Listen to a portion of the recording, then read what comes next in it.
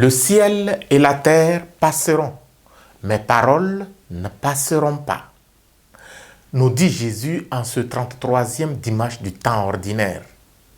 Cette parole, chers frères et sœurs, nous aide à comprendre la venue du Fils de l'homme dont il est question dans l'évangile du jour et que Daniel, dans la première lecture, avait prophétisé.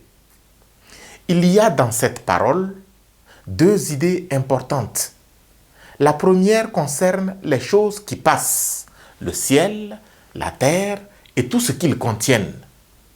Et la deuxième concerne les choses qui ne passent pas, les paroles du Christ. Il est question donc pour nous de réfléchir sur quoi nous mettons notre confiance.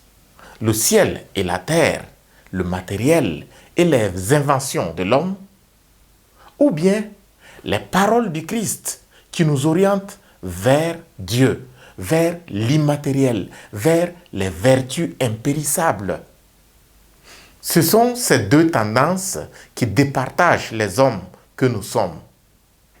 Ceux qui sont intelligents, comme le dit Daniel, choisissent les valeurs immatérielles et éternelles. Ceux-là se relèveront même de la poussière pour resplendir.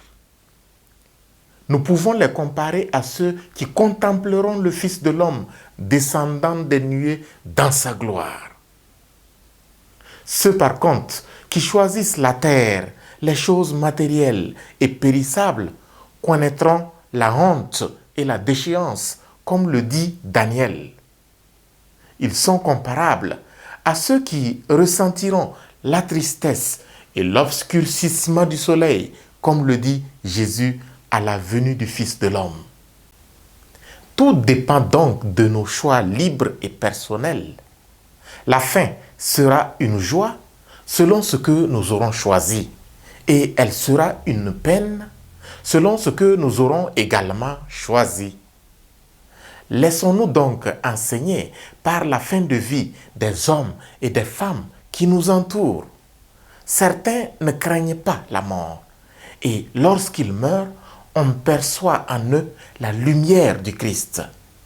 On peut lire sur le visage de leurs dépouilles la paix, la sérénité et même le sourire qui enlève toute tristesse de nos cœurs. D'autres, par contre, ont peur de la mort. Ils pensent à tout ce qu'ils ont accumulé, qu'ils vont devoir laisser. Ils construisent même leur tombeau en or et le moment fatidique est sévère. On sent sur le visage de leurs dépouilles le refus de la mort, la lutte, la tristesse de partir. Demandons à Jésus de nous éloigner d'une perception négative de la fin du monde, faite d'obscurité, de tristesse et de désolation. Qu'il nous garde fidèles à sa parole, pour qu'à sa venue, nous puissions contempler sa lumière et sa gloire et être inscrits parmi les justes qui se relèveront de la poussière. Ainsi soit-il.